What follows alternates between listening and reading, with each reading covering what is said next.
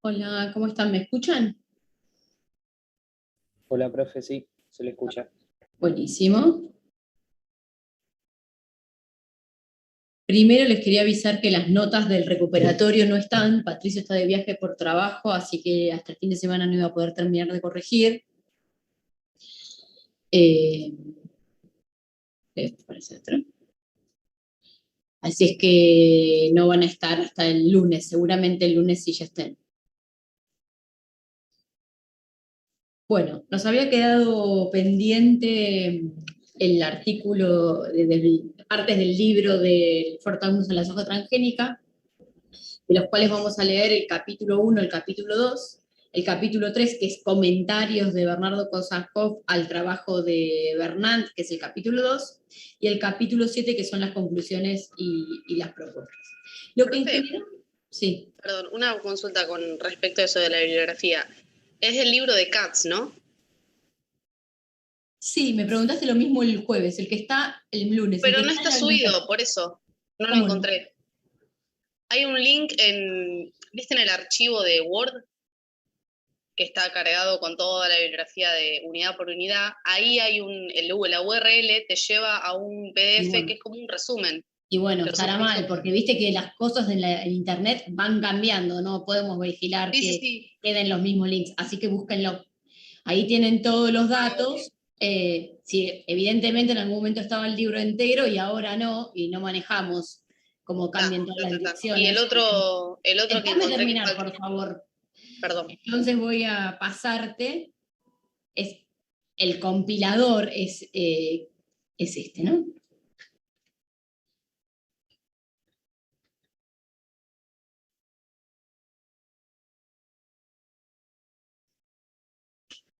Ahí está. Ese es el archivo, obviamente no es un resumen. Si ahora lo lleva a un resumen es porque efectivamente han cambiado, y si no lo encuentran, mandan un mail y se los mando porque yo lo tengo en PDF entero. No sé de dónde lo saqué, supongo que de ese link originalmente, pero tengo una versión en PDF. ¿La otra pregunta? Y la otra sobre, bueno, no, igual lo voy a buscar, sobre el texto de Bonbecki. Es el único que tampoco no encontré. O sea, lleva una URL que ya no existe. Ahí lo que tenés que hacer es entrar a CEPAL, que CEPAL guarda, tiene como un repositorio, como digo, es verdad que puede haberlo cambiado, pero CEPAL no borra las cosas de producción propia, como es en este caso. Entonces, dentro de la página de CEPAL, que es cepal.org, en algún lugar debería estar. También puede ser que se haya desactualizado porque ya el artículo es viejo, pero CEPAL tiene todas las publicaciones, las guardan. Así que debería estar ahí una sección que son documentos de trabajo, ahí debería estar. Y si no, otra vez me escriben y se los mando. Digo, ¿cómo se hacía antes, no? Buscan la bibliografía, nosotros tratamos de facilitársela, también están en la fotocopiadora de la facultad, que ya está abierta, y estoy mirando si lo tengo, a ver, supongo que sí, pero lo tengo acá impreso, bueno, lo tengo en mi casa impreso, pero no sé si lo tengo PDF. Está el Pymes, este es otro.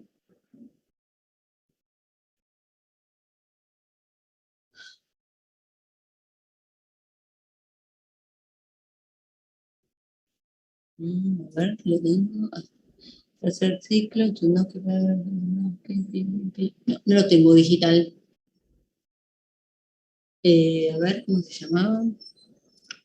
Bueno, no lo tengo digital acá a la vista, por lo menos. Eh, Homebridge. Sí, lo tengo, no sé si voy a hacer a tiempo a escanearlo, porque no estoy yendo casi nunca a La Plata, donde tengo actualmente el archivo, pero si no, pues, digo, si lo pueden buscar ahí en CEPAL, seguro que está, no borran nunca nada, probablemente lo cambian de lugar, pero no lo tengo digital, así que ese no se los puedo pasar. Sí está en la fotocopiadora. Y los dos que mencionamos van a entrar. Bien, Perdón que insisto con el de CATS, lo busqué acá en Google Scholar y el link que aparece de nuevo, la URL sigue siendo la misma que está cargada en la Bueno, página. como te dije antes, manda un mail y se los voy a mandar a todos. Sí, lo mandé anoche. Dale, perfecto, porque ahora no tengo el mail abierto y capaz que No, perfecto. pero mañana cuando lo miro se los paso. Ese seguro porque Perfecto. los tengo y vos, Becky, que si lo tuviese acá lo podría escanear, pero no lo tengo y no sé cuándo. No hay problema, ese creo que está acá en CEPAL. Dale, Ahora bueno, mismo lo sí, ese busco. seguro que está. Bueno, ¿qué hace el libro que compila CATS y que escriben distintos autores? Trata de ver cómo la evolución de la tecnología, cómo la evolución de la industria a la luz de la evolución de la tecnología. Entonces, van a ver distintos capítulos con un hilo conductor en todo, que tiene que ver con las perspectivas de la situación argentina actual y cómo a lo largo de los últimos 30 a 40 años se han incorporado o no tecnología, y eso ha permitido distintas interacciones entre la macro y la microeconomía para llegar a un determinado nivel actual, donde digamos, la síntesis de lo que va a plantear el artículo original, el primero, el de Katz, es que a través de los últimos 40 años, distintos regímenes de situaciones económicas han instaurado como dos grandes regímenes de política, ¿no? De naturaleza, que son como casi antagónicas, un poco lo que plantea el péndulo de Diamant. Entonces, a una fase de cierre de la economía y apoyo de la actividad industrial se le ha contrapuesto una fase macroeconómica de apertura y de desregulación.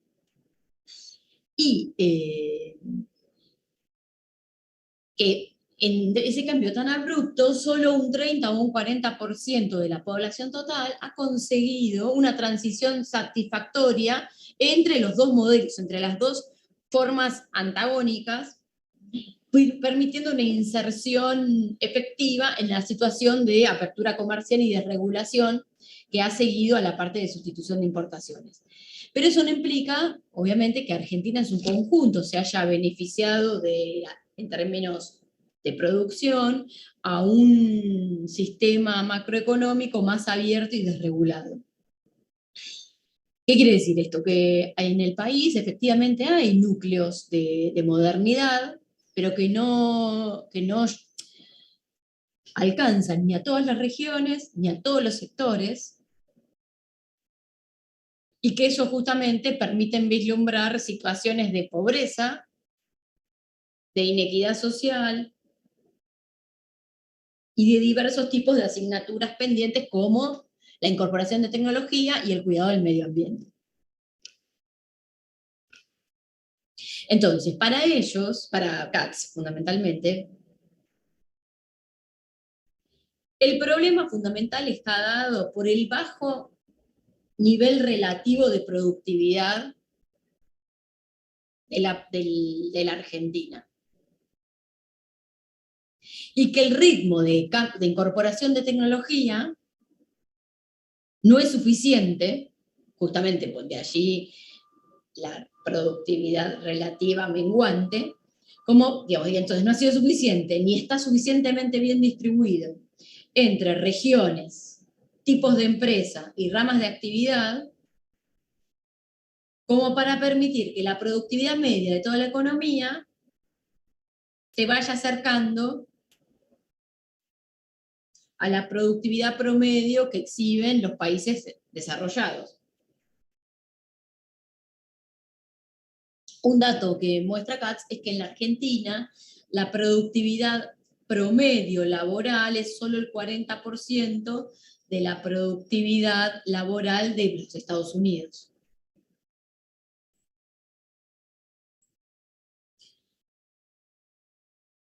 Él estima que no más de un tercio del aparato productivo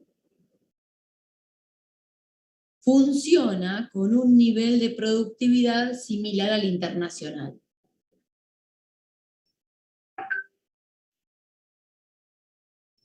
Entonces, si apenas un tercio, la mayor parte de la actividad económica está funcionando a un nivel inferior de la productividad internacional, y que además, si la incorporación de tecnología va más lento que el ritmo internacional, esa brecha de productividad entre Argentina y el mundo desarrollado no se va a achicar y que además hay importantes diferencias entre tipos de empresas, grandes, pequeñas, y sectores de actividad. Entonces, la propuesta de ellos, lo que van a tratar de mirar a lo largo del artículo, es qué hay que hacer para cerrar esa brecha de productividad que logre incrementar la capacidad exportadora de bienes con alto contenido tecnológico o mayor valor agregado local.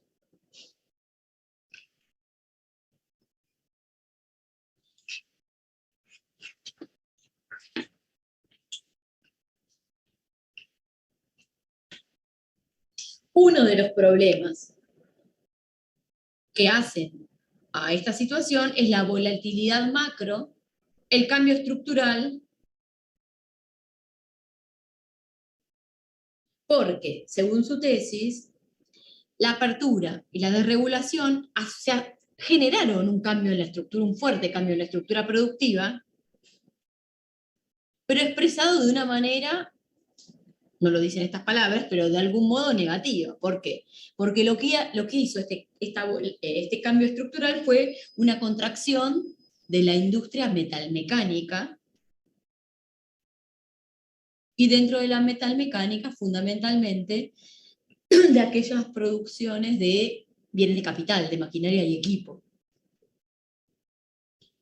Y ese cambio que generó, digamos, se achica un poco la metalurgia, que había sido uno de los sectores fuertemente impulsados, digo, como estuvimos viendo en las clases anteriores, con la sustitución de importaciones, y crecen aquellas industrias procesadoras de los recursos naturales, y crecen de manera importante y con incorporación de tecnología. Entonces, ellos Katz va a señalar que uno de los sectores emblemáticos que muestra esta transformación es la soja transgénica.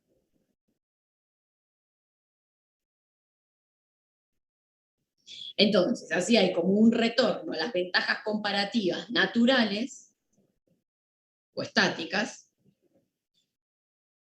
mientras que se pierde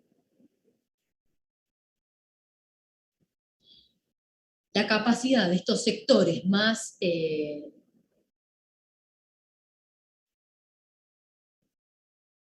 focalizados en la ingeniería, no en los recursos naturales, que fueron aquellos que en la sustitución de importaciones crecieron al amparo de un régimen especial.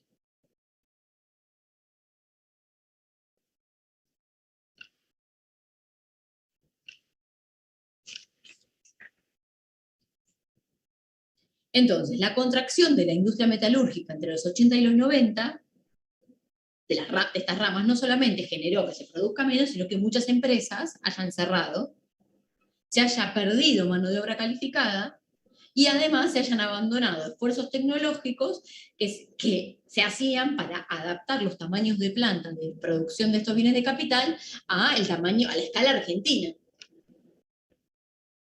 ¿Esto qué implicaba? El desarrollo no solamente de la ingeniería del producto, sino también de procesos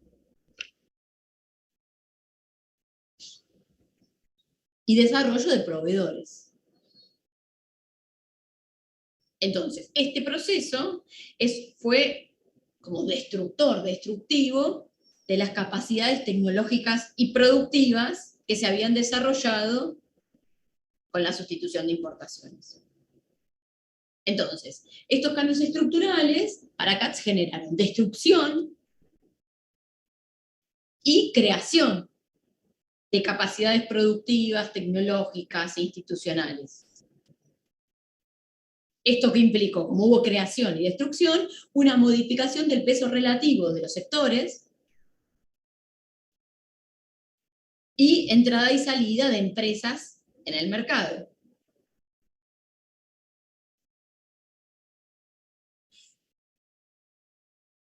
Entonces, este pasaje de un sistema al otro, que generó luego reconstrucción de otras capacidades, no son de los mismos sectores, ni aprovechando lo que se había construido. Entonces se sustituye, por ejemplo, la maquinaria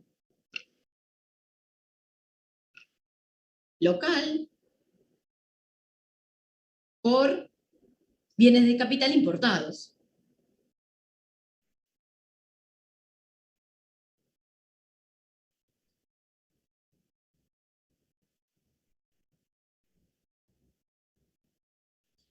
También, eso no quita que hay sectores donde se introducen bienes de capital importados y son importantemente, son intensivos en bienes de capital que requieren mano de obra especializada, porque las plantas son altamente automatizadas, por ejemplo, y que están como a la vanguardia de la tecnología, pero es necesario capacitación específica y no absorben a la misma mano de obra que fue liberada con los sectores de destrucción.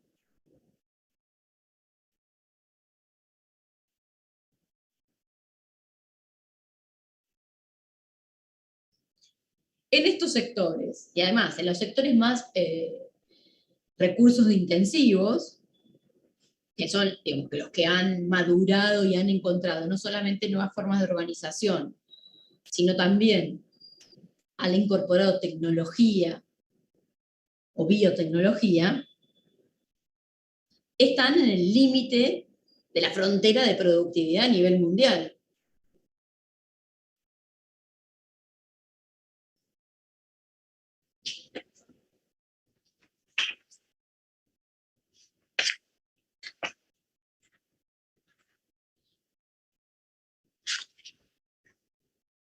Luego el artículo va a hacer un repaso histórico muy cortito,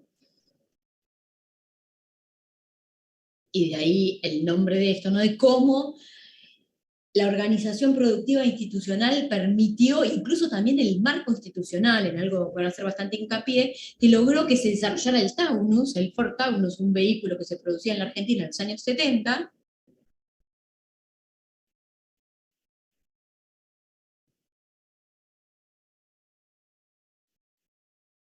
que implicó el desarrollo digamos, como el punto culmine del desarrollo industrial argentino dirigido del Estado, aprovechando las ventajas de externalidades y de recursos humanos de otras empresas generadas por el Estado, por ejemplo, la fabricación militar de aviones.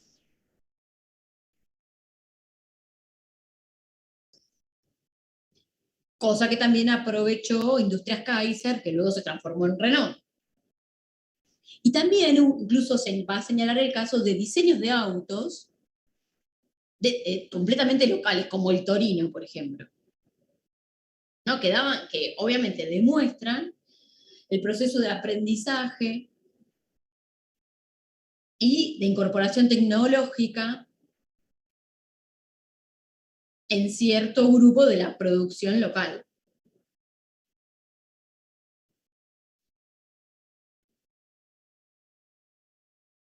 Entonces, eran muchas tareas científicos tecnológicas involucradas en el desarrollo de estas capacidades, como diseño de productos, mejoras de procesos, tecnologías de organización.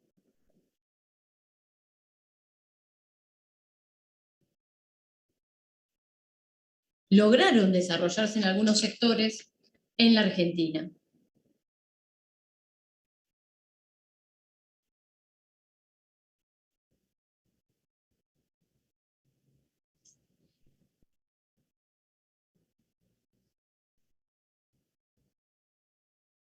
En el caso de la industria automotriz, esa forma de organización industrial y de las instituciones son propias de un sistema digamos, que, no existe, que prácticamente no existe más, porque, por ejemplo, en el sector automotriz, la industria global experimentó un cambio desde el desarrollo local de productos hacia los sistemas integrados de producción, que son liderados por las casas matrices de cada una de las automotrices. Entonces, eso generó que las automotrices que en Argentina en algún momento diseñaban gran parte de los componentes de los vehículos, hoy son más bien ensambladoras. Hoy, cuando digo hoy, me refiero a partir del proceso de apertura.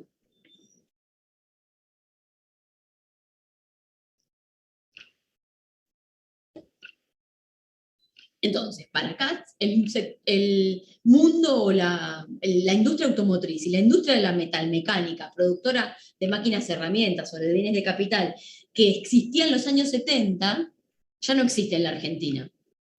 Más allá de que se han conservado algunas de esas capacidades productivas que permiten que muchas de esas empresas, o incluso algunas nuevas, sigan estando en la Argentina, como gran parte de las automotrices, incluso con la llegada de nuevas, pero con otro sistema de organización.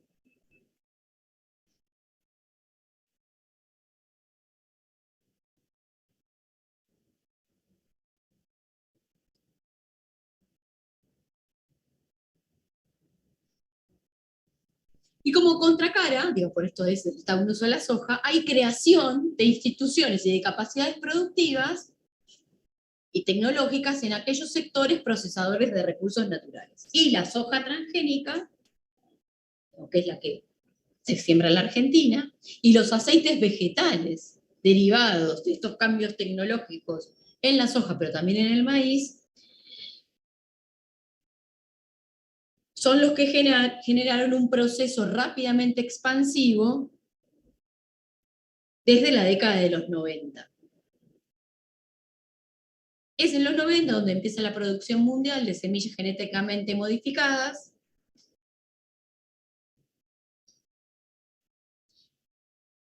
Argentina es uno de los países que más rápido adopta este tipo de semillas, fundamentalmente, como dije antes, en la soja y en el maíz, después luego también en el trigo. Y a la vez, la incorporación de la semilla transgénica también generó la incorporación de la agricultura de contratos, esto que implicó la generación, lo que hoy conocemos como los pools de siembra, ¿no? El alquiler o el arrendamiento de una manera más formal que la que se podía hacer tradicionalmente, junto con la tecnología de la siembra directa, que generaron una transformación súper importante, tanto tecnológica como institucional, en la forma en que existen los actores que se dedican al mercado agropecuario, a la producción agropecuaria, donde hoy no es el agricultor individual, muchas veces el que toma la decisión de la organización productiva, sino que lo hace el contratista.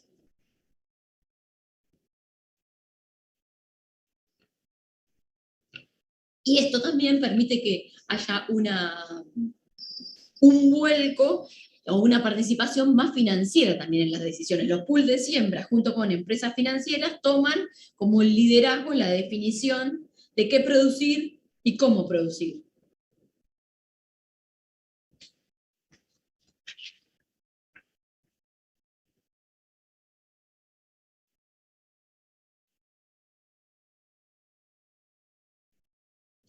Y otra cosa diferencial que van a mostrar ellos es que antes el cambio tecnológico en el sector agropecuario estaba liderado por una organización pública, el INTA.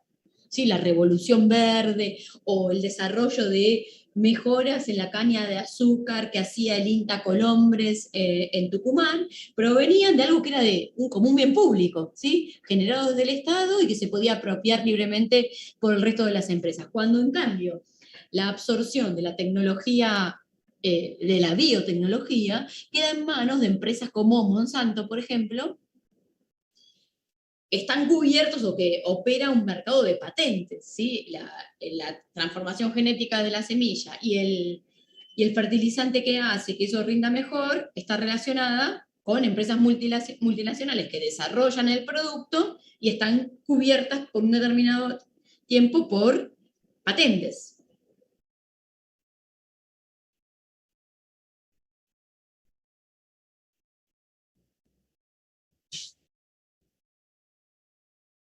En el procesamiento industrial de la soja, en la etapa siguiente, también hay transformaciones. Y esas transformaciones tienen que ver con la incorporación de tecnología y esta nueva industria aceitera, desde fines de los 90, es mucho más capital intensiva y está más concentrada en pocas empresas.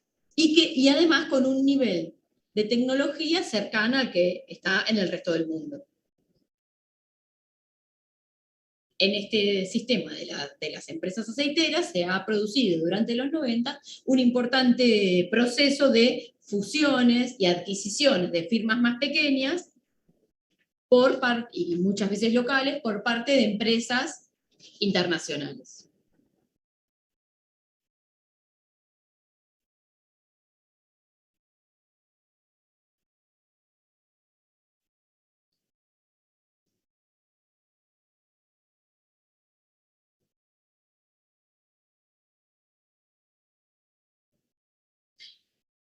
Va a cerrar el capítulo Katz diciendo que todo lo que explicó anteriormente hace ver que la apertura comercial, la desregulación y la privatización están asociadas a un ciclo más bien schumpeteriano de destrucción y creación que a un sistema neoclásico convencional de equilibrio como el que se propugnaba al momento de la apertura.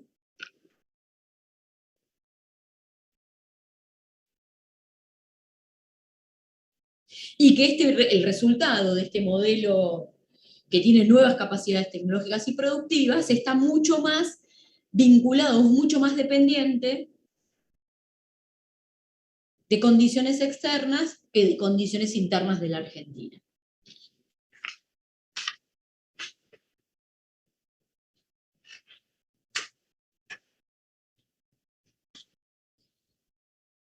El capítulo 2, que es el de Gonzalo Bernal,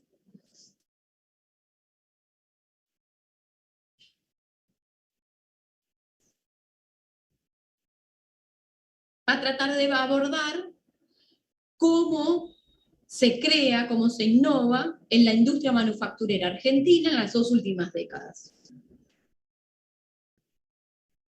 Es decir, en los 90 y en los 2000.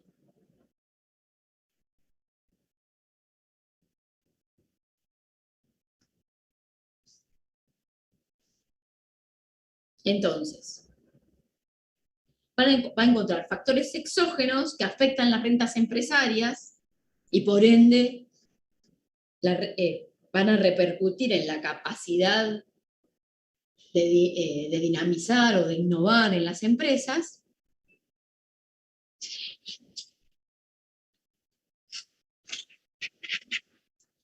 dentro de los cuales los principales van a ser factores macroeconómicos domésticos.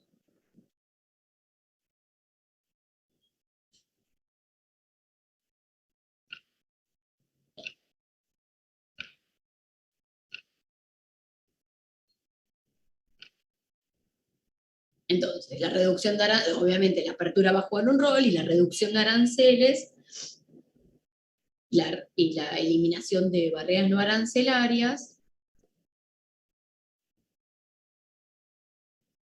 dejan mejor posicionadas aquellas industrias que ya estaban en la frontera de competitividad internacional, ¿no? Porque ya estaban preparadas para esa apertura. ¿Por qué? Primero porque ya estaban preparadas y que además la baja de la convertibilidad y la baja de las barreras a la entrada, de los bienes extranjeros, ¿no?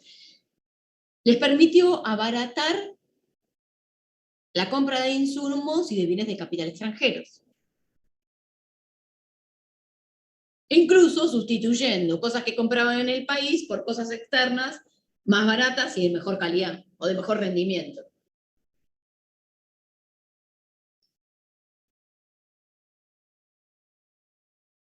Y perjudicó a aquellas empresas manufactureras que estaban más lejanas de lo que sucedía en el resto del mundo,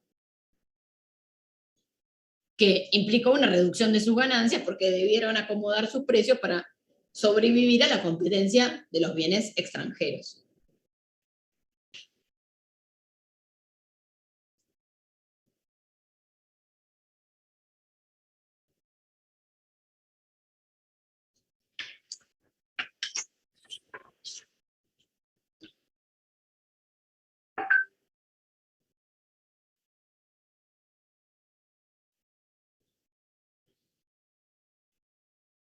También ellos, Bernard va a hacer hincapié en la volatilidad macroeconómica doméstica, que obviamente genera más incertidumbre en todo, pero también en la incertidumbre acerca del margen de ganancia del empresario.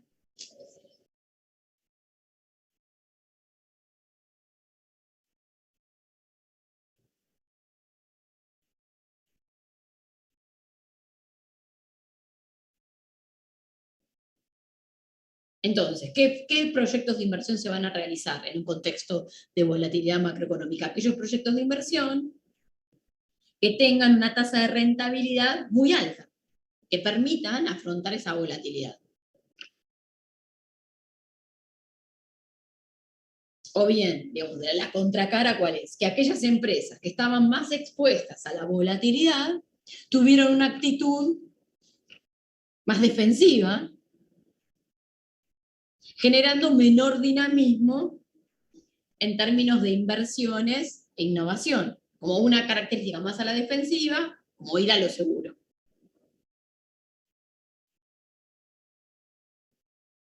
¿Por qué esto? Y porque las decisiones de invertir en investigación y desarrollo generan más tiempo, requieren de más tiempo de planificación, periodos de retorno más largos, con alguna incertidumbre sumada a la incertidumbre que puede dar el contexto macroeconómico. Entonces, esas inversiones son las que se han dejado de lado. Y lo mismo que otra de las condiciones macroeconómicas, que dicen que no ayudaron a generar un proceso de innovaciones en la mayoría de las empresas, tiene que ver con la restricción al financiamiento. ¿A quiénes afectó? Esta restricción al financiamiento afectó fundamentalmente a las pequeñas y medianas empresas.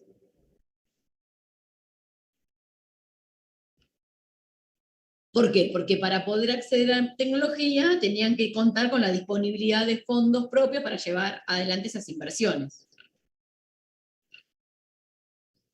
Entonces, tendrías que acumular, de alguna manera, ahorrar o acumular para luego poder invertir.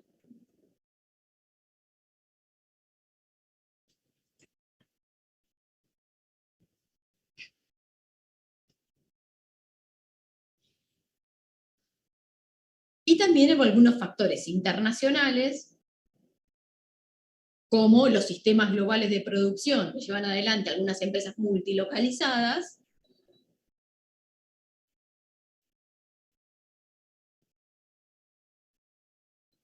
y la modificación en los precios internacionales de determinados productos. Y en cuanto a los factores institucionales,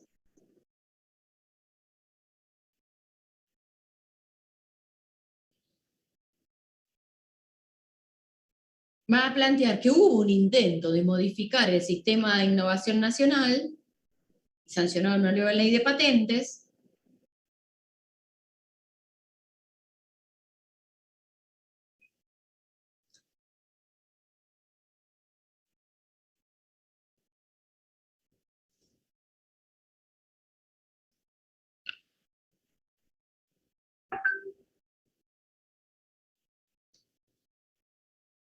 que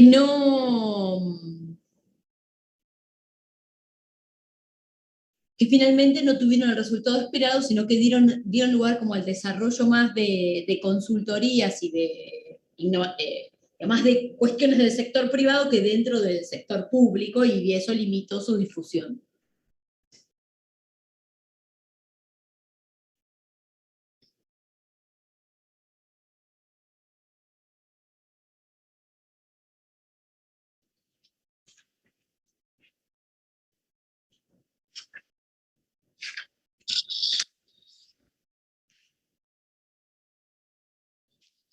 Entonces, todos estos factores macroeconómicos, más junto a la perspectiva microeconómica, hizo que un grupo de empresas manufactureras de la industria argentina, que se encontraban afectadas por la disminución de sus márgenes de ganancia,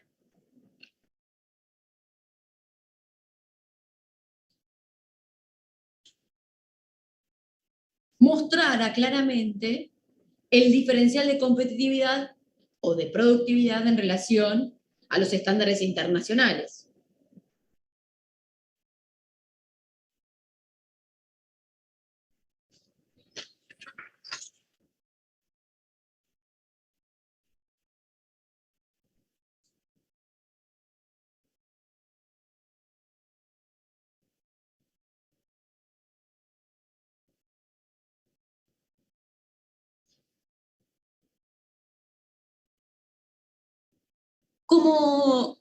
digamos, lo que va a terminar mirando en términos de la dinámica de las inversiones y las innovaciones es que hubo dos periodos, entre el 92 y el 96,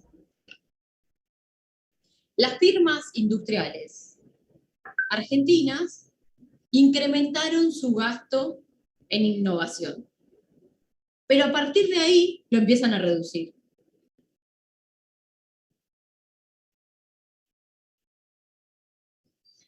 Ellos, lo que va a decir Bernat es, el gasto en innovación reaccionó con retardo al shock macroeconómico, a la apertura comercial, porque primero hubo más estrategias defensivas en las firmas manufactureras, es decir, la estrategia de esperar y ver qué pasa.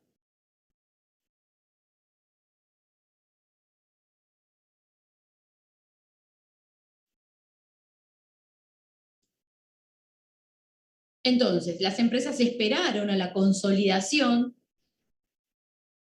de la fase de crecimiento de la demanda agregada, que comienza a darse en el año 93-94, antes de efectivamente llevar adelante las inversiones.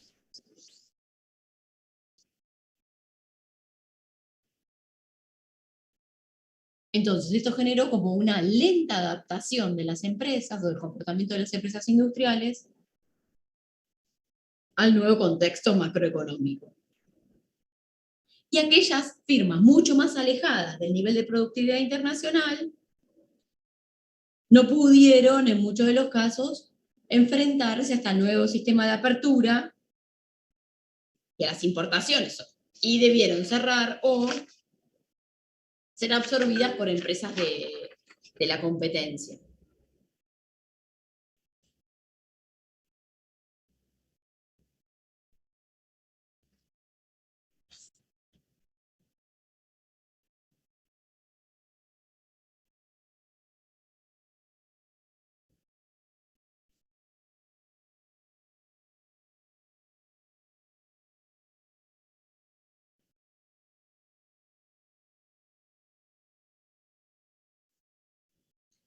Va a analizar algunos números específicos de cómo se comportó y cómo estaba compuesto el gasto de innovación en la industria manufacturera, en algunos sectores, bienes de capital, hardware y software, fundamentalmente, para concluir que los esfuerzos de generación endógena de innovaciones fue descontinuada en gran medida en los 90, lo que implicó que se desmantelaran los departamentos de investigación y desarrollo existentes en las empresas, y por ende las firmas manufactureras instaladas en la Argentina se volvieron más dependientes de la provisión externa del conocimiento. El conocimiento puesto en cosas, ¿no? De máquinas, de hardware, de software, de licencias específicas para hacer determinadas cosas.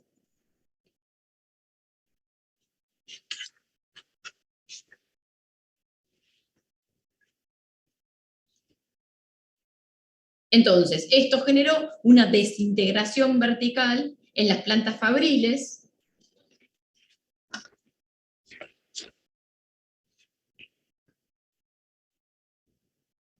también impulsado desde afuera por las redes globales de producción. Obviamente no solamente una cuestión que pasa al interior de la Argentina.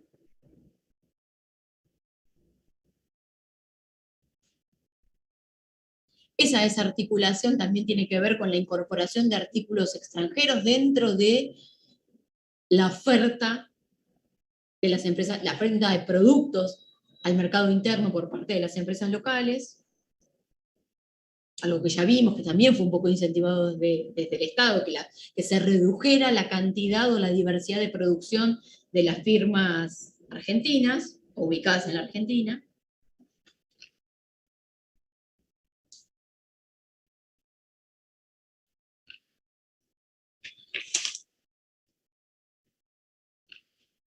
Y que básicamente la incorporación de tecnología se haya centrado en la asimilación de conocimiento de carácter exógenos a las empresas, es decir, no se desarrolló el conocimiento internamente, no hubo esfuerzos endógenos de las firmas por mejorar sus equipos, sus procesos, sus productos y su organización del trabajo, sino que fue como la apropiación de un conocimiento exógeno. Tengo el software para hacer esto y lo opero, pero no desarrollo el software.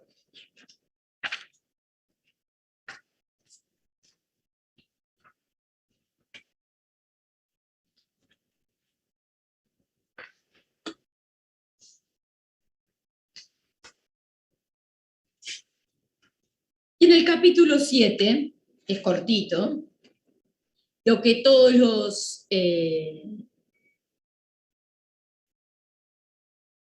autores van a propugnar es generar un sistema innovativo nacional mucho más fuerte, mucho más comprometido con el desarrollo, con el desarrollo de las empresas locales,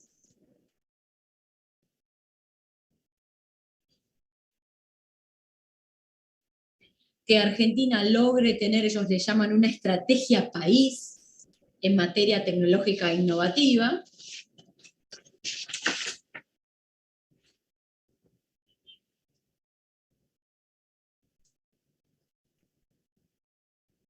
y para esto dicen, no es que las empresas no puedan hacer nada y que todo va a quedar en manos del Estado, sino que no es que las empresas carezcan de esta capacidad,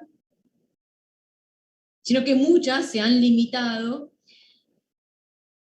a desarrollar procesos tecnológicos en los eslabones como más bajos, más precarios, no precario no es la palabra, como más, menos complejos, para tratar de mejorar los productos que ya tienen, o las formas de producir que ya tienen,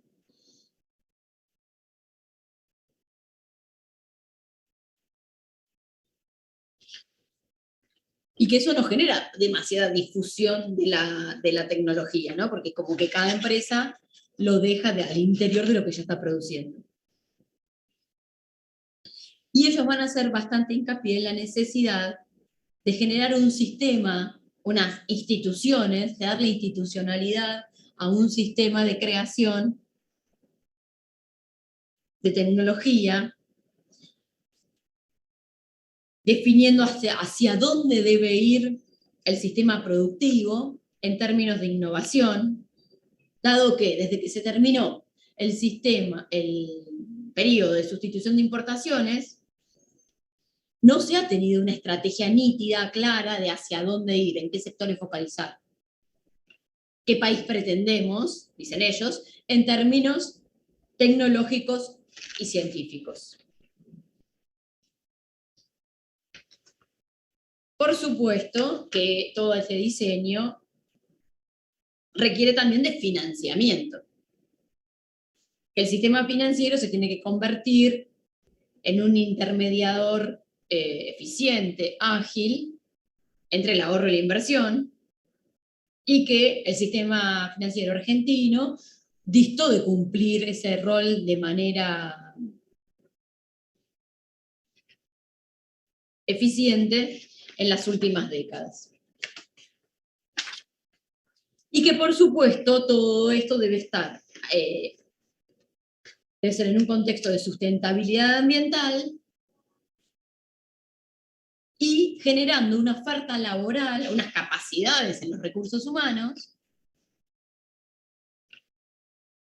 que alienten la formación con los perfiles acordes a las necesidades de los sectores que se definan como los que apoyar, que obviamente van a ser sectores más bien transables. Entonces ahí plantea la necesidad de apoyar educativamente esto, quizás a través de un sistema de becas, pero también generando una interacción más importante entre el sistema educativo y el sistema productivo. Tipo pasantías a los estudiantes.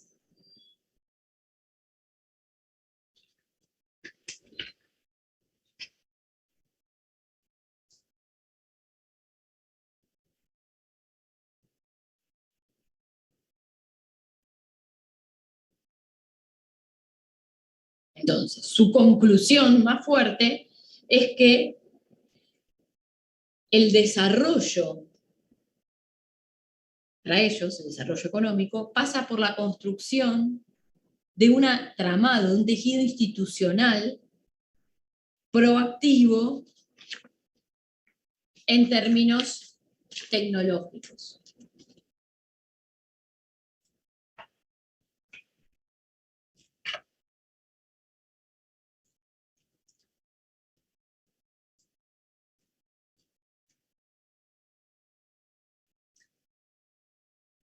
Los dos capítulos que no leemos, digo para que no se quede con la intriga, los capítulos que no leemos son básicamente los capítulos que tienen que ver con el sector agropecuario, ¿sí? Sí. Son evoluciones y perspectivas del agro.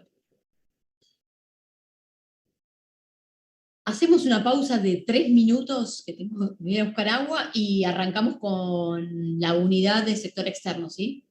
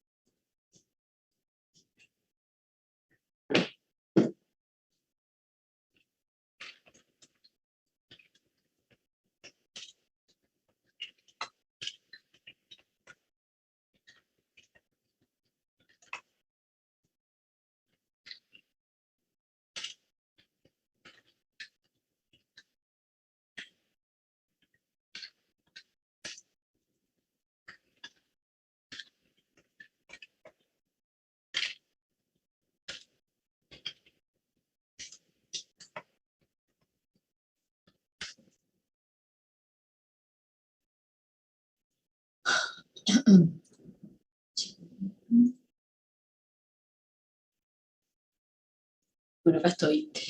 Lo que quería aprovechar a mirar si en otro lugar tenía el artículo de Bombechi, pero rarísimo que no lo tengo acá.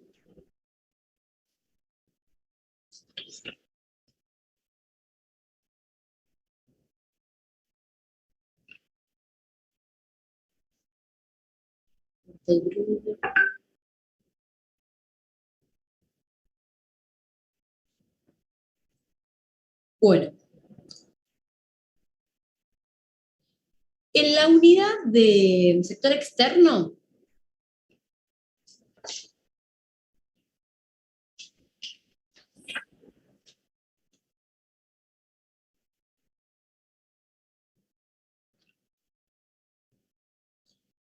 obviamente el sector externo es amplio, abarca no solamente a la balanza comercial, sino a toda la balanza de pagos, incluso el endeudamiento. ¿Y qué hace? Y digamos, las formas de vinculación de Argentina con el resto del mundo, a partir fundamentalmente de su política exterior y del Mercosur. ¿No? Mercosur que está cumpliendo 30 años con los cuales no tuvo los resultados esperados o proyectados. Entonces, la unidad tiene algunos artículos relacionados directamente con el comercio exterior, otros con la política comercial, con los resultados del comercio exterior, que es Steingart, fundamentalmente el contenido tecnológico de las exportaciones, junto con Rodríguez y González. Tienen algunas relacionadas con la forma de vinculación argentina en relación a la política comercial, que es Burgos y Urturi, perdón, el de la OMC, que lo que hace es verificar cómo son las políticas comerciales de la Argentina.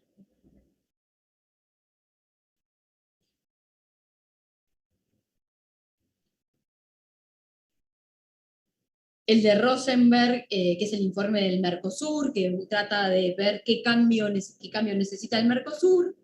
Y luego los artículos como el de Canavesi y Gerchunov, que muestran la relación entre las reformas estructurales, la productividad y el tipo de cambio, esto fundamentalmente en los 90, y el artículo de Palma y de Calvo, que tienen que ver con qué pasa cuando la cuenta capital está abierta, fundamentalmente.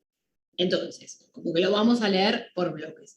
De la Organización Mundial de Comercio, que lo que hace es un repaso, fíjense que es larguísimo, obviamente no vamos a leer todo, y capaz que no leemos nada, voy a ver si encuentro. La Organización Mundial de Comercio hace como una evaluación de las políticas comerciales de cada uno de los países, eso lo publica cada 5 años, si no recuerdo mal, pero con la pandemia se han complicado algunas de esas publicaciones. Entonces, primero vamos a mirar algunos números, que no lo terminé de armar del todo.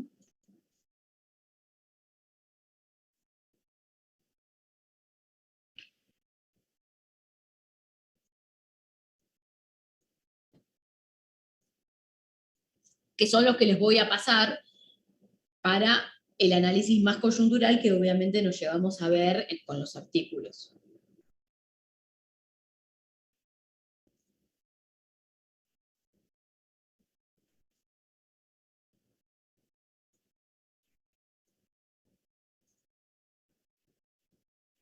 Con mis cosas abiertas. Bien, entonces, vamos a ver.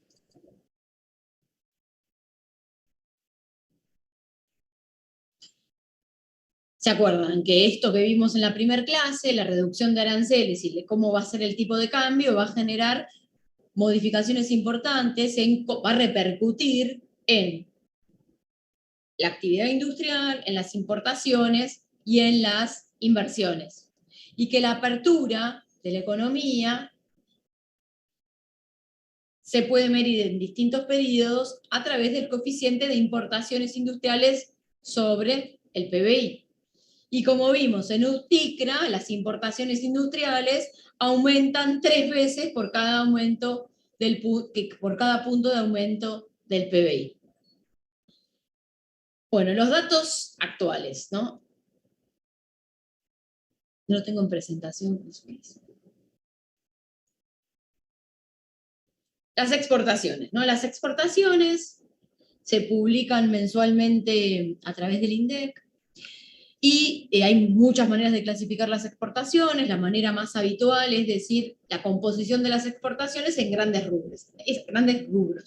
Estos grandes rubros son productos primarios, donde están las cosas que se extraen directamente de la tierra, los productos manufacturados de origen agropecuario, es decir, los aceites, por ejemplo, la industrialización de productos que surgen de la minería o que surgen del sector agropecuario básico. Las manufacturas de origen industrial, que son aquellas manufacturas que no tienen un encadenamiento exacto con el sector agropecuario, por ejemplo, textiles, maquinaria y equipo, automóviles, y el combustible y la energía por separado. En esta tablita lo que vemos es el derrumbe impresionante de las exportaciones en la pandemia. Fíjense que de un crecimiento importante de las exportaciones en el año 2018 y 2019, las exportaciones caen enormemente en el año 2020 y se recuperan fuertemente en el 2021. Fíjense que hoy, que recién tenemos los datos del enero-septiembre, ya se superó el valor de exportaciones del año 2020 completo. ¿Y qué exportamos? Bueno, cuando queremos ver qué exportamos, podemos mirar estos grandes rubros,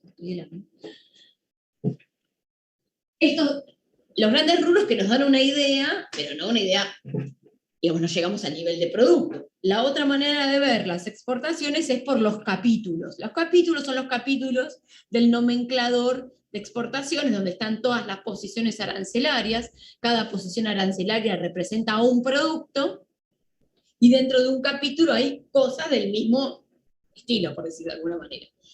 Las posiciones arancelarias son las que las que tiene que llenar, digamos, cada uno de los exportadores, también de los importadores, al momento de realizar la transacción, y justamente la cantidad de el valor de las exportaciones o de las importaciones surgen mayoritariamente de fuentes registrales, ¿no? De cada permiso de embarque surgen los datos de qué se exporta, a qué precio, cuáles son las cantidades y cuáles son los precios. Entonces, fíjense que las exportaciones crecieron un 38% comparando los 9 primeros meses del año 2001 en relación al 2020, y que el crecimiento más importante ha sido en las manufacturas, ¿no? Tanto de origen agropecuario como de origen industrial. Ahora, ¿qué tanto exportamos de manufacturas? Bueno, las manufacturas, ya sean de origen agropecuario o industrial, suman en conjunto un poco más del 60-65% de las exportaciones argentinas. Las exportaciones netamente agropecuarias han tenido un pico de participación en el año 2019 del 26 o 27%, y han sido de alrededor del 19% en años anteriores. Entonces, fíjense, en este cuadro que está agrupando por periodos de tiempo, podemos ver periodos donde hubo más concentración de productos primarios, como en este último tiempo, y periodos donde hubo mayor concentración de exportaciones de manufacturas de origen, de manufacturas, ¿no? Sumando agropecuario e industrial. La otra manera de ver las exportaciones es mostrar los complejos exportadores. Es decir, unir las actividades que tienen como eje un mismo tipo de actividad productiva y ver todo en conjunto, todo ese complejo, es decir, con sus encadenamientos, cuánto participan de las exportaciones. Entonces, por supuesto que el principal complejo exportador es el complejo oleaginoso, es decir, aquel que incluye todo lo que tiene que ver con las semillas y los aceites de, justamente, no los cereales, sino las oleaginosas, maíz, soja, principalmente. Entonces, de las exportaciones totales, de cerca de 60.000 millones de dólares, para hacer algún promedio entre el 2017 y el 2018, el sector oleaginoso concentraba alrededor de 18.000, es decir, un porcentaje bastante importante de las exportaciones argentinas. Acá estamos considerando dentro del complejo oleaginoso todas las distintas etapas de esos encadenamientos, desde la venta de la semilla de soja hasta el aceite, ¿sí? Incluyendo también los desperdicios de la prensa de ese aceite que se utilizan como alimento balanceado. Fíjense que el sector cerealero, es decir, el complejo cerealero es el segundo en importancia, pero que es un poco más de la mitad de la importancia, las ventas externas son un poco más de la mitad de aquellas relacionadas con el sector oleaginoso.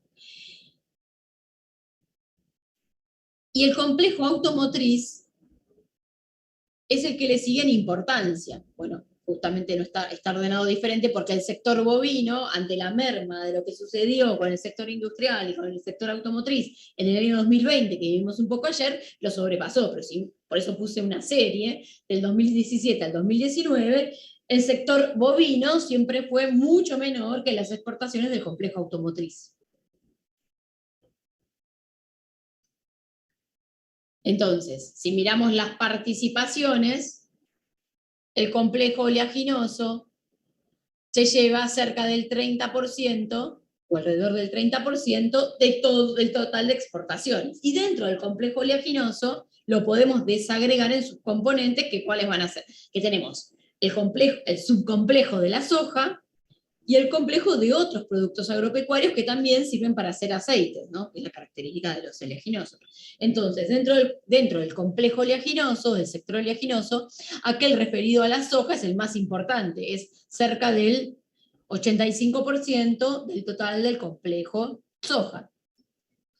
Perdón, el complejo oleaginoso. ¿Y ahí qué vamos a tener? Las harinas y los pellets de soja, el aceite, los porotos, el biodiesel. Y dentro del mismo sector oleaginoso, los otros componentes, muchísimo más pequeños en importancia, es el maní, el girasol y la oliva. Y dentro del complejo cerealero vamos a encontrar el maíz, el trigo, la cebada y el arroz. Así como dentro del complejo automotriz vamos a encontrar efectivamente los autos, los camiones y partes y piezas. Fíjense que en el sector minero metalífero, que concentra una proporción bastante chica de las exportaciones, el 1,8% en el 2020, se destaca dentro de él el oro y la plata, ¿no? La minería extractiva de metales preciosos desarrollada a la luz de la Ley de Inversiones Mineras. Ahora, otra cosa es, ¿a dónde van nuestras exportaciones?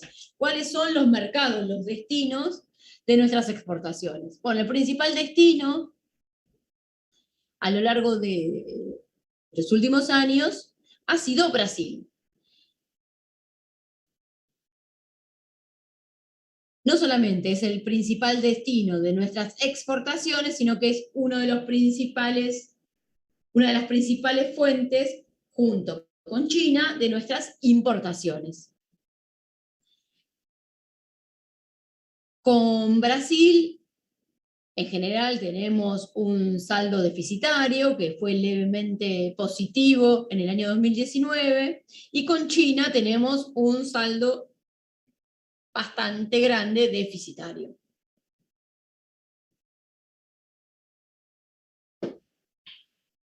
Si miramos específicamente el Mercosur, ¿no? El Mercosur, saben, está compuesto por Brasil, Paraguay, Uruguay y Venezuela, si bien Venezuela ahora está suspendido. La participación, digamos, fíjense que de las exportaciones o importaciones dentro del Mercosur, Brasil es claramente el destino más importante, ¿no? Enormemente importante en relación al siguiente, que en general es Paraguay, pero que a veces se intercambia con la situación de Uruguay, que tienen una cantidad de exportaciones e importaciones bastante parecida. Entonces, lo más interesante es mirar qué pasa con la balanza comercial con Brasil. Fíjense que más o menos entre el 20, acá me quedó una cosa más, y el 15% de las exportaciones nuestras tienen como destino Brasil. Y que a lo largo del 2012 hasta la actualidad, todos los años, bueno, acá me quedó algo mal, ¿no? Se dan cuenta que este número no puede estar bien. Hay un error de tipeo. Después lo voy a corregir. Digamos, el saldo de la balanza comercial con Brasil ha sido deficitario.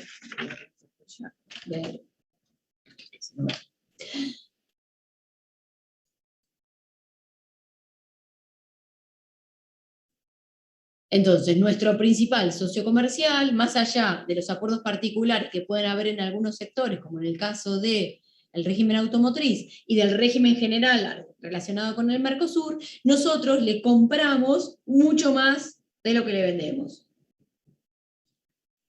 La otra manera de mirar las exportaciones es de dónde salen, el origen provincial de las exportaciones, ¿sí? ¿Cuáles son las provincias que concentran más cantidad de las ventas externas? Otra vez, la metodología de armar estas exportaciones muchas veces tiene que ver con lo registral, pero en el caso del sector agropecuario hay estimaciones, porque finalmente hay alguna empresa comercial que va a llevar adelante las ventas de trigo, de los granos de trigo, al resto del mundo, pero ese trigo proviene de Buenos Aires, Santa Fe, Córdoba, Entre Ríos. Entonces ahí, en el permiso de embarque no va a decir que tanto viene de cada lado, así que ahí se utilizan para definir el origen provincial de las exportaciones, estimaciones relacionadas con la producción agropecuaria de cada una de las provincias. Bueno, obviamente, así como la actividad industrial es más importante en la provincia de Buenos Aires que en el resto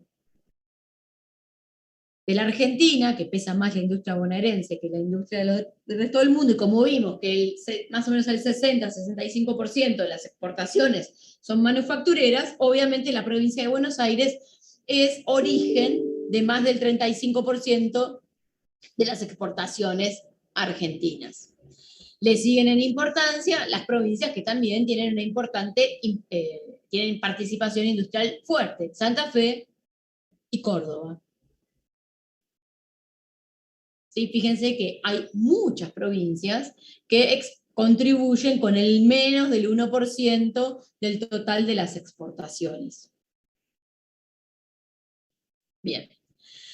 Cuando miramos las importaciones, la clasificación más sencilla, digo, para no ir a los capítulos, es la que tiene que ver con el uso de las importaciones. Entonces, ahí podemos diferenciar que el uso económico de los bienes que compramos en el exterior tiene que ver con ser bienes de capital, bienes intermedios, que van a sufrir una nueva modificación, combustibles y lubricantes, piezas y accesorios para bienes de capital, bienes de consumo, que van a ser bienes que se van a vender en el mercado interno tal como son importados, y vehículos automotores.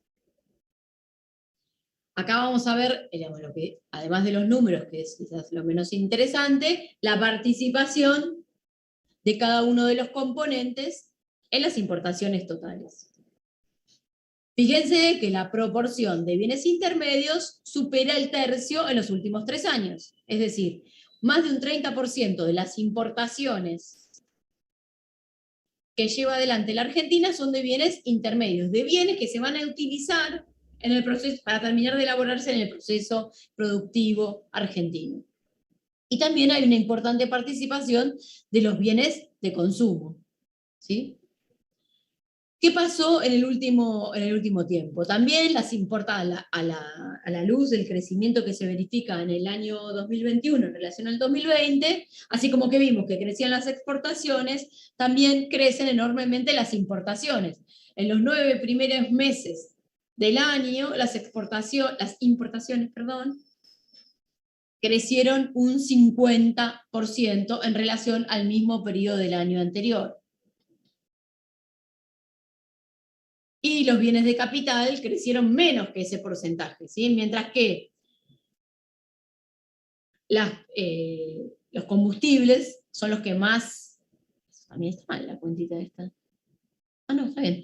Los combustibles son los que más han crecido y los bienes intermedios también superan al crecimiento promedio de las importaciones. Con las importaciones, no hay manera de verificar cuál es el destino provincial de ellas, ¿no? No hay una trazabilidad, no hay aduanas internas, pero sí podemos conocer de dónde vienen las cosas que compramos en la Argentina.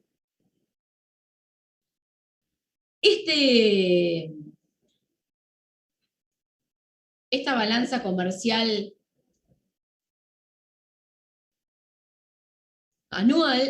mensual, lo que se nos está mostrando en colores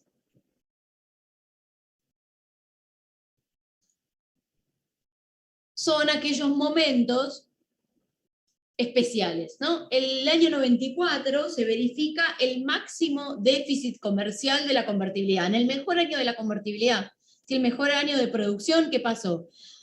Importamos 5.000 millones de dólares más que aquellos que exportamos.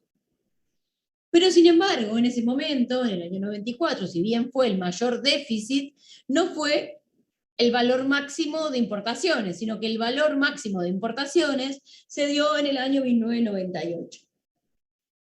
Tuvieron que pasar varios años para superar esa cantidad de compras externas. Fíjense que hasta el año 2006 ¿no? El año 98 empieza la crisis, empieza a caer la actividad.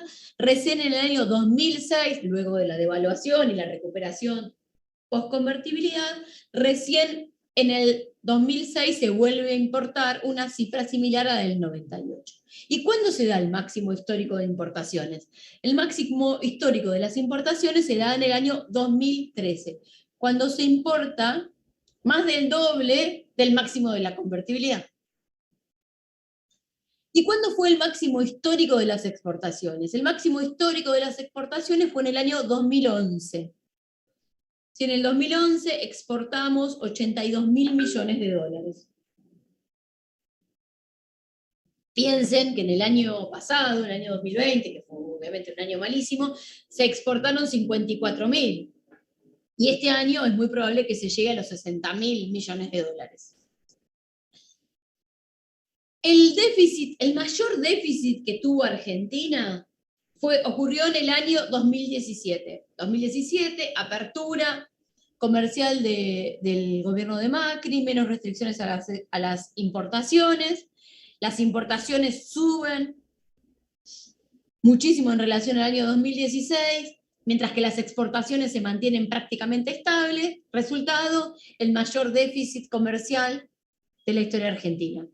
Y, llamativamente, en el 2019 se produce el mayor superávit histórico de la Argentina, o sea, apenas 2 años después.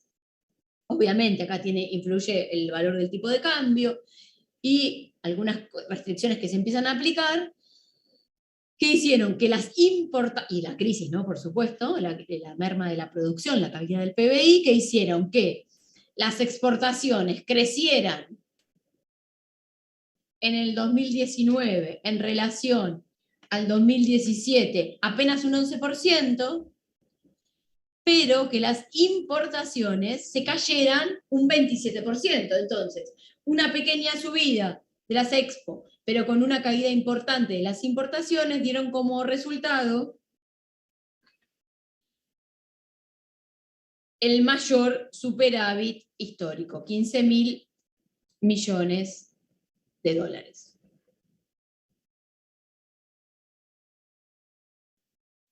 En este cuadro, en este gráfico, lo que vemos es las exportaciones en color azul, las importaciones en color rojo y obviamente el verde es el saldo, ¿no?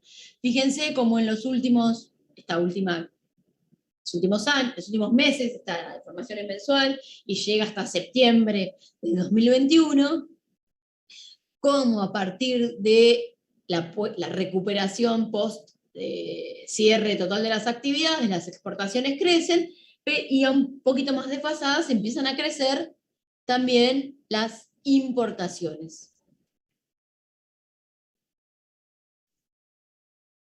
Bueno, esto es información, vieron que lo que está con rojo es para mirar a vuelo de pájaro, son los meses donde hubo balanza comercial negativa, es decir, todo el 2017, casi todo el 2018, hubo balanza comercial negativa. ¿Cuáles son nuestros principales socios comerciales? Lo que mirábamos antes. Hoy, hace un ratito hablamos solamente de las exportaciones, pero acá miramos nuestros socios en términos del intercambio comercial, exportaciones e importaciones. Esta es una nueva presentación que hizo el INDEC hace poquitito que me parece súper piola. Con Brasil tenemos un intercambio de 5.400 millones de dólares, que es el intercambio, la sumatoria de las exportaciones y de las importaciones. Eso nos da como resultado, en este caso, una balanza negativa, pero es nuestro principal socio, a quien más le compramos y más les vendemos. El intercambio comercial más grande es con Brasil.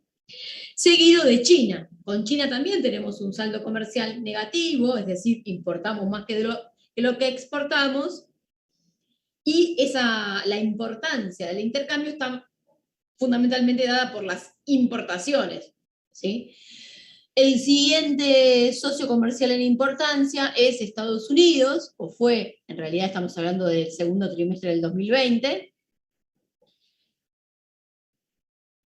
y con el que tenemos, o que tuvimos en este periodo, una balanza comercial bastante equilibrada. Los países con los que tenemos mayores déficits, de los que más nos intercambiamos, son China, Paraguay, fueron China, Paraguay y Alemania en este segundo trimestre. Y los mayores superávits con Chile, Egipto y los Países Bajos.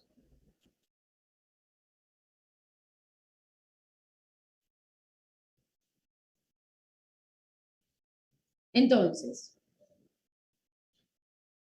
lo que van a mirar de esta, en primer lugar, terminé de actualizar algunas cosas de deuda, no lo puse bien entero. Ah, sí, podemos mirar esto, esperemos un segundito. Sí. Entonces, por el lado comercial, tenemos una, me vuelvo a compartir,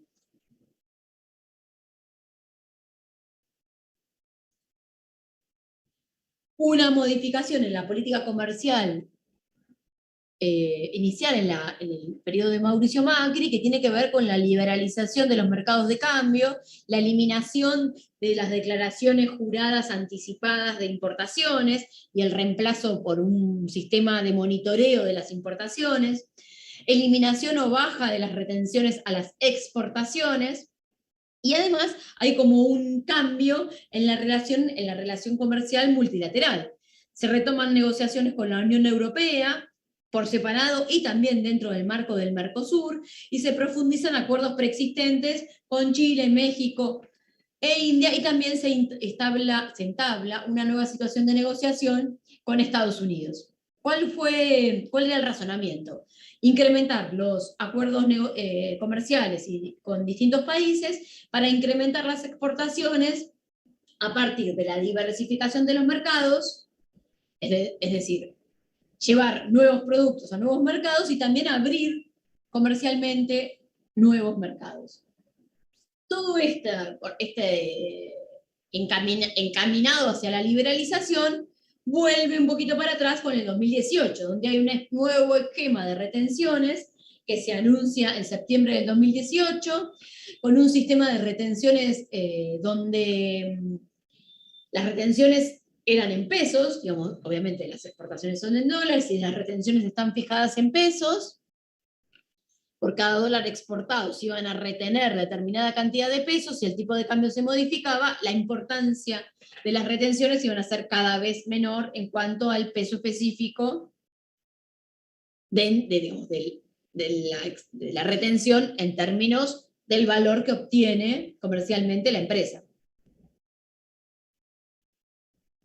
Las retenciones a la soja, que venían reduciéndose rápidamente, cambian para confluir en algo del 2019, y lo que implicó es que aumente, obviamente, la recaudación en términos de la política tributaria al comercio exterior. ¿Qué pasó? En el 2019, nuevamente, por necesidades de caja, se sube transitoriamente la tasa de estadística. La tasa de estadística es como un impuesto a las importaciones, con el objetivo justamente de llevar adelante estadísticas, que sube enormemente, del 0,5 al 2,5, y se eliminan algunas exenciones que habían al cobro de esta tasa de estadística. Eso, efectivamente, rápidamente tuvieron que volver atrás, y se modifica también la escala y los montos por escala de los aranceles. En el caso de la relación con el resto del mundo, se termina de convalidar en términos de alianza el acuerdo de Mercosur con la Unión Europea. Se terminan esas negociaciones que habían llevado cerca de 20 años, que también, digamos, hubo muchas marchas atrás por desinteligencias de ambos lados, o por no puesta en común de la Unión Europea o del Mercosur, o incluso dentro de la posición misma dentro del Mercosur, ¿sí? Argentina y Brasil se ponían o no de acuerdo en términos de esto. Esto finalmente, después, digo, a la luz de lo que pasó en los últimos años, es la Unión Europea el que está lentificando actualmente este acuerdo. En el sector automotriz también hubo un régimen especial en términos de comercio. México es el segundo país, luego de Brasil, con el que intercambiamos autos. Digo, por ejemplo, Ford por Argentina importa autos también de México. Entonces se firmó un acuerdo con México para regular el comercio automotriz. Y con los países del Mercosur también se negocia por separado, con Brasil y con Paraguay, el intercambio compensado que venimos contando que existe desde el año 91. ¿Qué pasa en el 2020? Hay una reducción temporal de las retenciones a la soja, se bajan a cero los derechos de exportación a los bienes finales industriales, con la excepción del sector automotriz, y a los insumos, y también hay como un tope a los insumos elaborados industriales.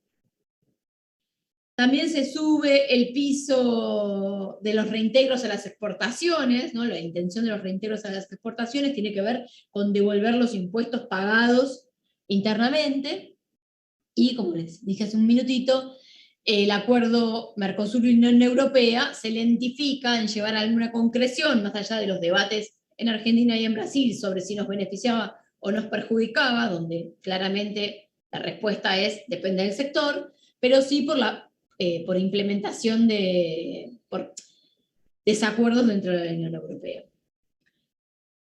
Bueno, la cuenta corriente, que incluye no solamente la cuenta comercial, está mostrando un endeudamiento neto de Argentina en relación al resto del mundo, y el tema importante siempre en términos del vínculo con el exterior, tiene, además de la parte comercial, que nos liga más con la situación productiva, con la situación macroeconómica nos va a ligar la evolución de la deuda externa.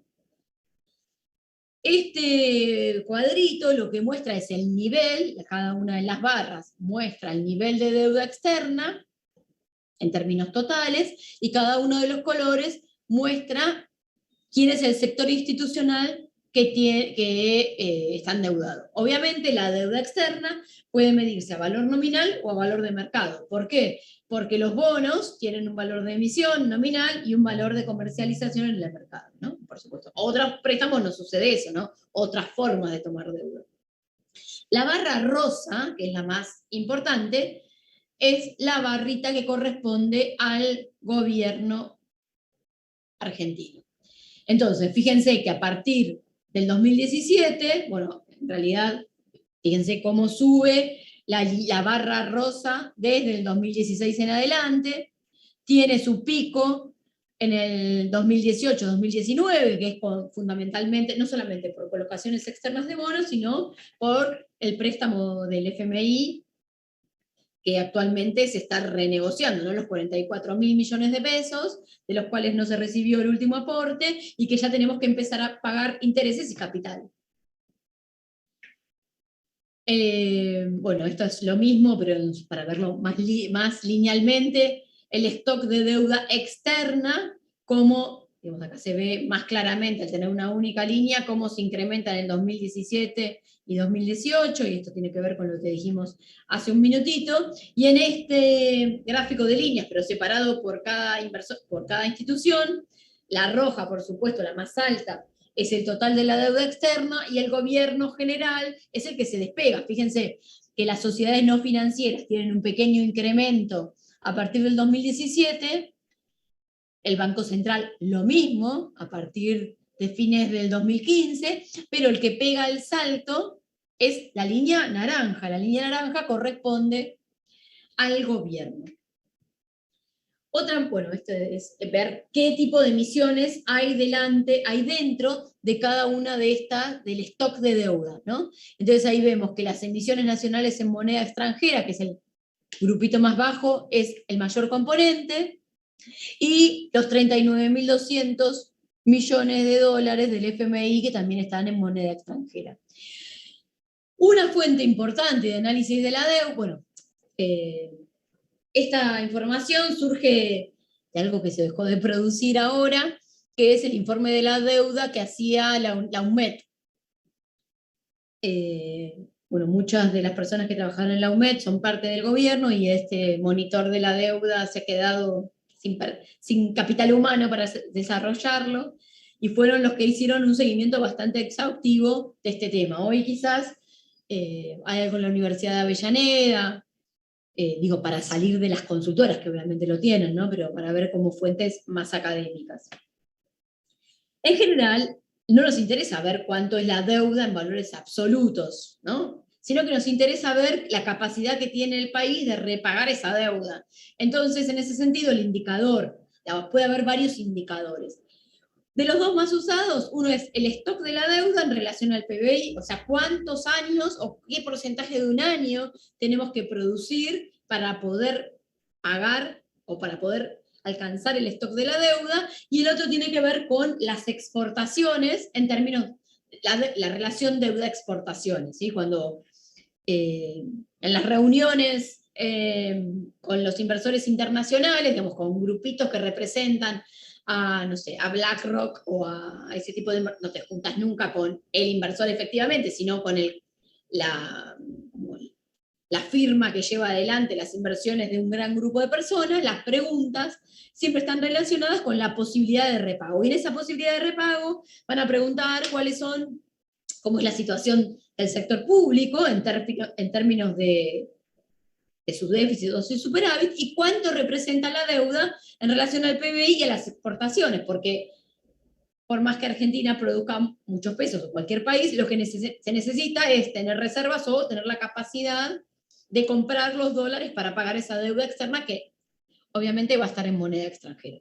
Entonces, este gráfico lo que nos muestra es cómo se incrementó la relación deuda pública en relación al PBI. Obviamente, este pasaje del 50, alrededor del 50% al cerca del 90% y estabilizándose en más de 85%, tiene que ver con dos componentes: la reducción del PBI en términos nominales y el incremento de la deuda. Este último gráfico nos muestra cómo es el stock de deuda por acreedor en dos momentos del tiempo: octubre del 2015 y el primer trimestre del 2019. Y ahí vemos que en el sector privado se incrementa más del 170% el stock, mientras que también hay un incremento importante, cerca del 100%, con los organismos multilaterales y bilaterales. El gráfico de abajo, la participación por acreedor, nos muestra cómo va cambiando, cómo cambió, por más que haya bajado el intrasector público, sigue concentrando una parte importantísima. En el 2019, el 35% del stock de deuda era intrasector público, mientras que lo más importante es el crecimiento del sector privado, que pasa del 23% al 46%. Obviamente, una situación de valorización financiera y de apertura y de desregulación a la entrada y salida de capitales, genera modificaciones porque era parte de la inserción internacional prevista. Y relacionarnos con el mundo a través del intercambio comercial más favorable, pero también de la entrada y salida de capitales, ¿sí? Esto implicó, ¿qué se hizo primero? Arreglar con los holdouts, ¿se acuerdan? Arreglar con aquellos tenedores de bonos que no habían entrado en el canje de la deuda, que habían hecho un juicio en Estados Unidos y que generó la obligación para Argentina de pagar, y lo primero que hace el gobierno de Macri es pagar sin volver a negociar con los acreedores externos. ¿Para qué? Para volver a insertarse en el mercado internacional. ¿Por qué esto? Y porque teniendo un juicio pendiente en Estados Unidos, Argentina tenía como vedado Estados Unidos como plaza de colocaciones, y hoy casi todos los bonos se colocan con ley norteamericana. Y eso permitía también, digamos, colocaciones externas en primer lugar, por eso lo de los tenedores privados, y también toda una situación más agresiva de toma de deuda, no de ejecución, pero sí de toma de deuda con los organismos multilaterales de crédito.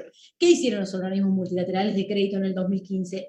Ni siquiera prestaron la plata que tienen comprometida por reglamento. Entonces, 2015 no prestaron la plata, 2016 sobreprestaron lo que tenían como en el reglamento. En cada uno de los multilaterales, Argentina como que tiene un cupo. Lo mismo que con el FMI.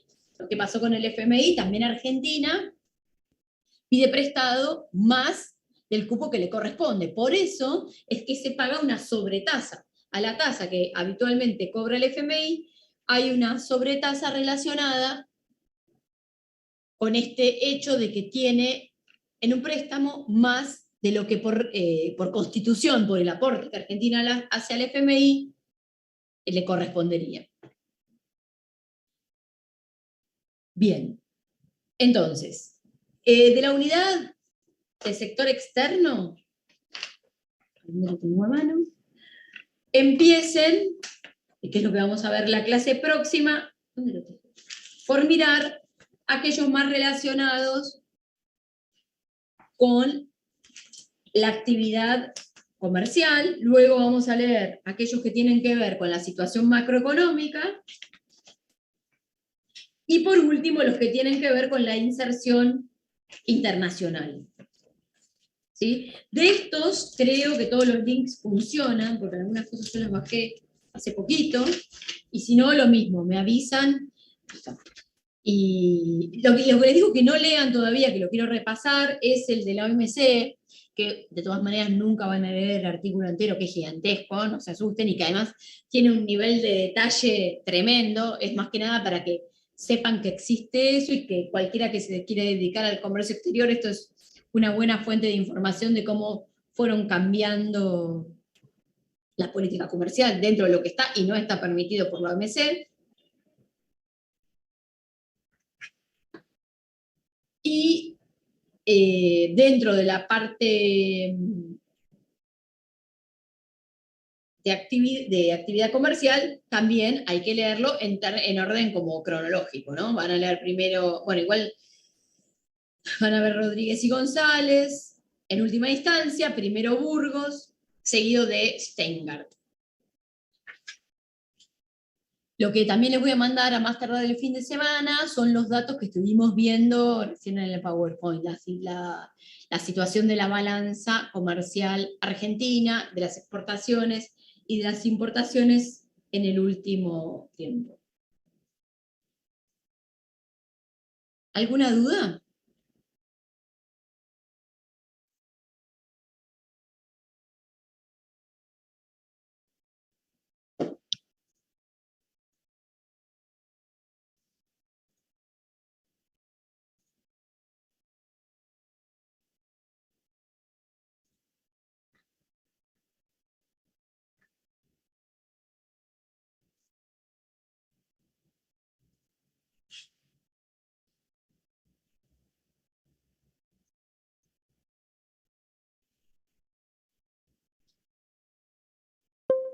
Al parecer no, profe. Bueno, yo sí voy a repasar este número que estoy segura que me quedó mal del Mercosur, así se los mando corregido. Bueno, entonces, cuando estén las notas, si están antes del lunes, las anticipamos por mail, las notas del recuperatorio. De todas maneras, también las vamos a mandar por mail, y apenas estén, digo, en esto no vamos a esperar a que sea el lunes, si están el domingo, las vamos a mandar el domingo, y durante el fin de semana les voy a mandar, entonces, el artículo del libro de Katz, que no lo pueden encontrar, y si hay alguna cosa más, me escriben, y lo que yo tenga, por supuesto, se los hago llegar. Lo mismo que estos datos de exportaciones. Así que si no hay nada más, nos vemos la próxima. Profe. Chao, profe. Gracias. Chao.